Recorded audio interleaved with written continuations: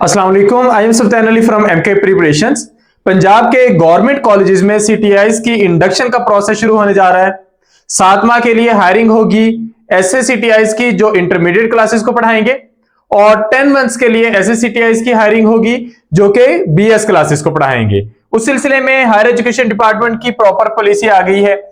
इस वीडियो में हम ये सारी पॉलिसी डिटेल में डिस्कस करेंगे ताकि आपको सारी इंफॉर्मेशन मिल सके। तो सबसे पहले टोटल 8,084 जो सीटें हैं वो एडवर्टाइज की गई हैं कॉलेज टीचिंग इंटर्न्स की। इसमें फिर फर्दर कोटा रखा गया है 5% माइनॉरिटीज के लिए, 3% डिसेबल के लिए और 0.5% ट्रांसजेंडर्स के लिए। ये फिर वो उस कॉलेज को बता दिया जाएगा कि आपकी फलां सीट जो है वो डिसेबल कोटा पे है और कौन सी सीट जो है वो माइनॉरिटी कोटा पे है। ज्यादातर सीटें जो मैक्सिमम नंबर ऑफ सीट्स हैं वो ओपन मेरिट पे हैं। ये जो हायरिंग होगी ये इंटरमीडिएट क्लासेस के लिए होगी 1 अक्टूबर से लेकर 30 अप्रैल तक, तो ये 7 महीने बनते हैं। जबकि बीएस क्लासेस के लिए जो ग्रेजुएट कॉलेजेस हैं वहां पर 1 अक्टूबर से लेकर 31 जुलाई तक, तो ये टोटल 10 महीने बनते हैं। तो ये 7 और 10 माह के लिए हायरिंग की जा रही है सीटीआईज की। अब इस सिलसिले में कुछ पॉइंट्स हैं जो कि क्लियर करना बहुत जरूरी है। तो सबसे पहले क्वालिफिकेशन क्या होगी। बीएस कॉलेजेस के लिए प्रेफर किया जाएगा एमएस एमफिल को और पीएचडी को। इन केस अगर ये नहीं है तो फिर मास्टर्स वाले जो है वो एलिजिबल होंगे, लेकिन अगर यही है तो फिर इनको प्रेफर किया जाता है। अब यहां पर जो फार्मूला होगा वो यूं होगा कि सबसे पहले मार्क्स फॉर एजुकेशन क्वालिफिकेशन जो आपकी डिग्रीज होगी उस बेस पर 85% आपको मेरिट में मार्क्स दिए जाएंगे। पॉलिसी में पहले 87 था लेकिन बाद में इसको रिवाइज किया गया है तो 85 ये बन गए। जो मास्टर डिग्री से ऊपर की क्वालिफिकेशन है उसके लिए 5 नंबर एक्स्ट्रा है, यानी कि पीएचडी के लिए जो है वो मैक्सिमम 5 नंबर दिए जा सकते हैं। और अगर किसी की बोर्ड या यूनिवर्सिटी में कोई पोजीशन है तो उस पोजीशन की बेस पर 5 नंबर है मेरिट में, और इंटरव्यू के भी 5 नंबर है, तो ये कुल मिलाकर 100 मार्क्स में से मेरिट बनेगा।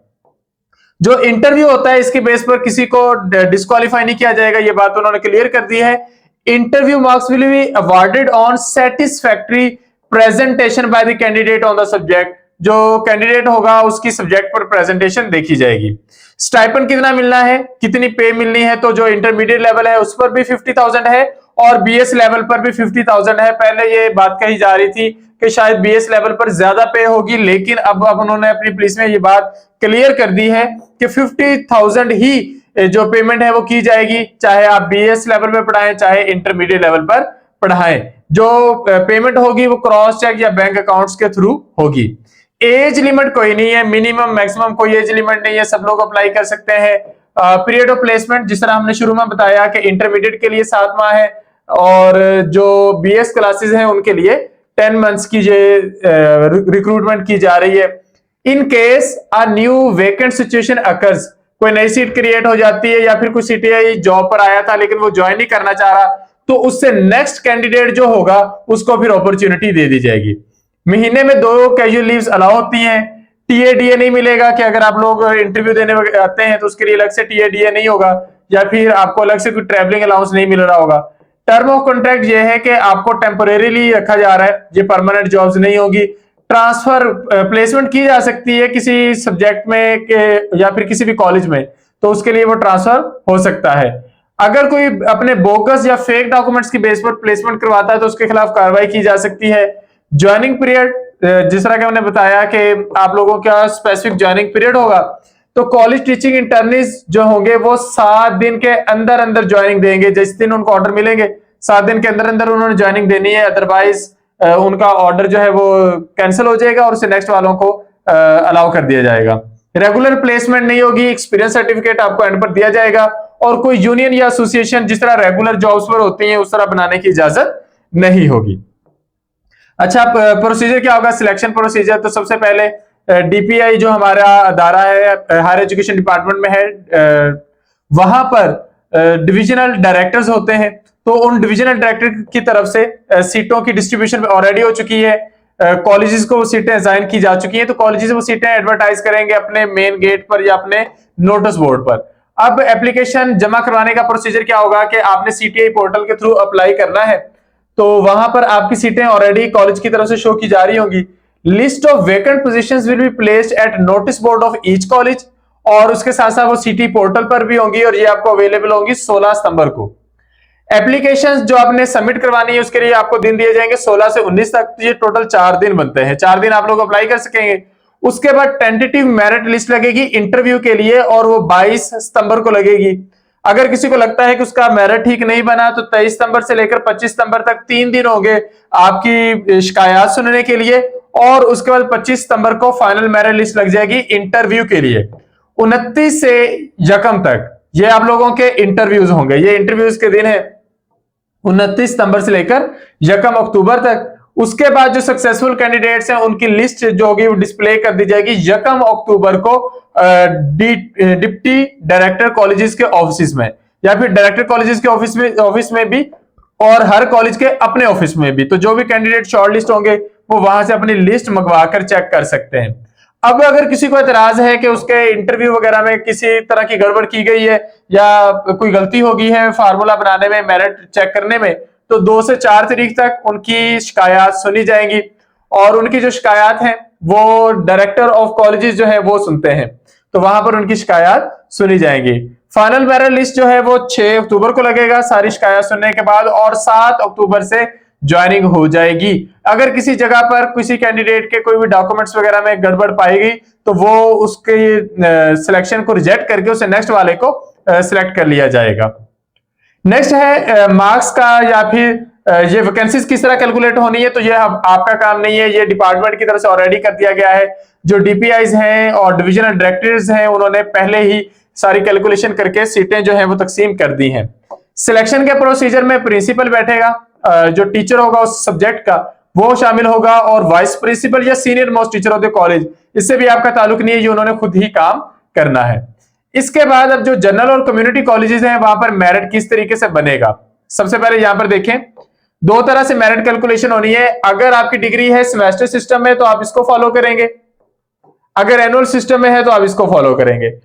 अमूमन ये होता है कि आपकी कुछ डिग्रीज एनुअल सिस्टम में होती है, कुछ सेमेस्टर सिस्टम में होती है, तो जो डिग्री जिस सिस्टम में है आप उसके अकॉर्डिंग अपना मेरिट कैलकुलेट करेंगे। तो सबसे पहले कुछ लोगों ने बैचलर्स और मास्टर्स अलग अलग किया होता है, तो उनके 55 मार्क्स यूं होंगे कि 40 मार्क्स मास्टर्स में से और 15 बैचलर्स में से। तो सेमेस्टर सिस्टम के अकॉर्डिंग आप लोग कैलकुलेशन भी करेंगे, और एनुअल के अकॉर्डिंग अगर आपकी एनुअल डिग्री है तो। जिन लोगों ने बीएस किया हुआ है उनके 55 जो नंबर है वो इकट्ठे रख दिए गए हैं बीएस के तहत, तो आपने दोनों में से किसी एक को फॉलो करना है, या इसको या फिर इसे। इसके बाद इंटरमीडिएट के 15 मार्क्स हैं, मैट्रिक की भी 15 मार्क्स हैं। अब इनकी डिस्ट्रीब्यूशन चेक कर लें कि अगर हम पहले एनुअल सिस्टम देख लेते हैं, एनुअल सिस्टम के अकॉर्डिंग अगर आपके 80% या इससे ज्यादा नंबर है तो आपको मेरिट में 40 मार्क्स दिए जाएंगे, मास्टर्स में 15, बैचलर्स में, और अगर बीएस है तो 55। लेकिन अगर आपका सेमेस्टर सिस्टम है तो फिर 90% से ऊपर मार्क्स लेने पर आपको ये नंबर दिए जाएंगे।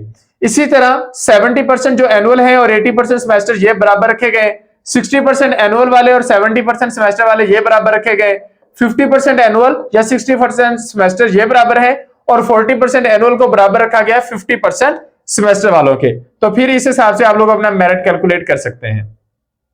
इसके बाद क्या है कि हायर क्वालिफिकेशन के नंबर, बीएस कॉलेजेस में हायर क्वालिफिकेशन के कोई अलग से मार्क्स नहीं बनेंगे, उनका मेरिट थोड़ा अलग होना है। तो ये जनरल कॉलेजेस हैं, इंटरमीडिएट क्लासेस के लिए जो कॉलेजेस हैं, तो यहाँ पर पीएचडी के 5 नंबर हैं, एमफिल वालों को 3 नंबर दिए जाएंगे। पोजीशन अगर आपकी बोर्ड में या यूनिवर्सिटी में है तो फर्स्ट पोजीशन पर 5 नंबर, सेकंड पोजीशन पर 3 नंबर, और थर्ड पोजीशन पर 2 नंबर आपको दिए जाएंगे। तो इस तरह ये आपका मेरिट बन जाएगा। अगर आप इसे कैलकुलेट करें तो 55 नंबर ऊपर के लेवल पे है, 30 नंबर मैट्रिक और इंटर के मिला के ये आपके बन जाते हैं 85 नंबर। 85 के बाद यहाँ से मैक्सिमम 5 है 90, और यहाँ पर भी मैक्सिमम 5 है 95, और 5 नंबर ये इंटरव्यू के हैं 100, तो 100 में से आपने नंबर लेने होते हैं। क्वालिफिकेशन मार्क्स जो बीएस कॉलेजेस के हैं वो थोड़ा सा फर्क है यहाँ पर। एक तो यहाँ पर 25 नंबर है मास्टर्स के, तो अगर आपने बैचलर और मास्टर किया है तो ये 12 और 13 नंबर है, और अगर आपने बीएस किया है तो ये डायरेक्टली 25 नंबर है। 20 नंबर है एमफिल के मेरिट में और 25 नंबर है पीएचडी में मेरिट पर। तो इसका मतलब अगर कोई पीएचडी कैंडिडेट आएगा तो फौरी तौर पर मेरिट पर आगे चला जाएगा, वो बड़ी आसानी से सिलेक्ट हो जाएगा।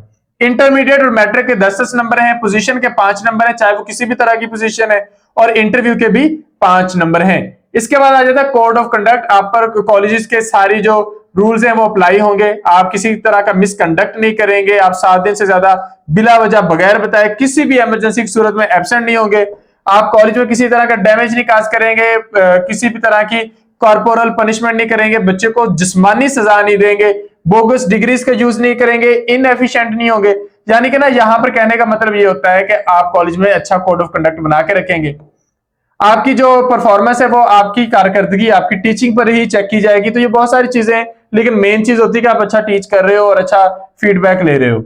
अटेंडेंस और परफॉर्मेंस, आपकी अटेंडेंस रेगुलर होगी, आपकी परफॉर्मेंस चेक की जाएगी कॉलेजेस के प्रिंसिपल्स, डिप्टी डायरेक्टर्स और डायरेक्टर्स के थ्रू।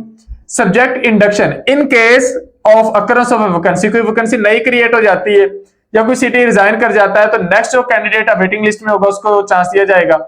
पेमेंट आपको चेक्स के थ्रू होगी और रिक्रूटमेंट प्रोसेस होने के बाद ये 10 दिन के बाद जो कॉलेजेस हैं वो फिर ये एक्सपेंडिचर की डिमांड करेंगे अपने डिपार्टमेंट से और आपको फिर प्रॉपरली मंथ वाइज या फिर जिस तरह भी पॉलिसी आई वो आपको पेमेंट होना शुरू हो जाएगी।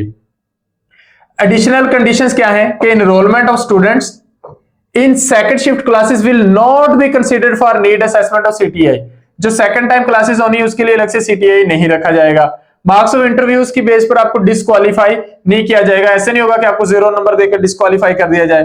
पोजीशन होल्डर को मार्क्स सिर्फ तभी मिलेंगे अगर उनके पास प्रॉपर उनके यूनिवर्सिटी की तरफ से या बोर्ड की तरफ से सर्टिफिकेट मौजूद होगा, अदरवाइज नहीं होंगे। Qualification of academic qualification will be made on the basis of DMC. अगर आपकी डीएमसी पर परसेंटेज है तो उसको प्रेफरेंस दी जाएगी और अगर सीजीपीए है तो उसको एचईसी के रूल के अकॉर्डिंग कन्वर्ट किया जाएगा। लेकिन जहां पर एक बात याद रखें कि लास्ट टाइम भी इसमें बहुत सारी चीजें गड़बड़ हो गई थी। कुछ यूनिवर्सिटीज की रिलेटिव सीजीपीए होती है और कुछ की एब्सोल्यूट होती है, तो उसके अकॉर्डिंग जो भी पॉलिसी आएगी नेक्स्ट वो हम चेक कर लेंगे। अदरवाइज ये सिंपल सा फार्मूला है, इसके अकॉर्डिंग आप लोगों की सीजीपीए टू मार्क्स कन्वर्जन हो जाएगी। तो ये कुछ जगहों पर 4 सीजीपीए होती है, कुछ जगहों पर 5 होती है, तो उसके अकॉर्डिंग ये चीजें कैलकुलेट हो जाएंगी। तो ये सारी पॉलिसी थी, हमने आप लोगों के साथ डिटेल में डिस्कस कर दी है। उम्मीद है आपको सारी चीजें समझ में आई होंगी। सबसे इंपॉर्टेंट चीज है टाइमलाइन। आप टाइमलाइन पर नजर रखिएगा कि किस तरतीब से सारे इवेंट्स होने, कब आपने एप्लीकेशन जमा करवानी है और कब आपने फाइनल सिलेक्शन का वेट करना है। आपके जो इंटरव्यूज होने हैं वो 29 से 1 तक होने हैं और आपने जो अप्लाई करना है वो करना है यहां पर 16 से लेकर 19 तारीख तक। ये आप लोगों ने ऑनलाइन अप्लाई करना है। तो आप सीटीआई पोर्टल पर जाएं, अपना अकाउंट बनाएं और अकाउंट बनाकर वहां पर अप्लाई करने का प्रोसीजर शुरू कर दें। ये 16 तारीख से ये प्रोसीजर शुरू हो जाएगा। एक बहुत इंपॉर्टेंट बात यह है कि जब भी वेबसाइट पर लोड पड़ता है तो वेबसाइट बार बार क्रैश करती है, तो आपने घबराना नहीं है। डिपार्टमेंट को इस बात का पता होता है। अगर ज्यादा ट्रैफिक हुई, आपकी एप्लीकेशन सबमिट ना हो रही हुई तो 1 आध दिन बढ़ाया जा सकता है, लेकिन आप लोग ट्राई करते रहिएगा। पहले दिन शुरू हो जाइएगा और फिर जैसे जैसे आपने पैनिक नहीं करना, जैसे ही आप लोगों का अप्लाई हो आपने अप्लाई का प्रोसीजर कंप्लीट कर लेना है। उम्मीद है आपको सारी हेल्प मिली होगी। फिर भी कोई क्वेश्चन हो तो आप कमेंट सेक्शन में पूछ सकते हैं। Thank you. Allah Hafiz.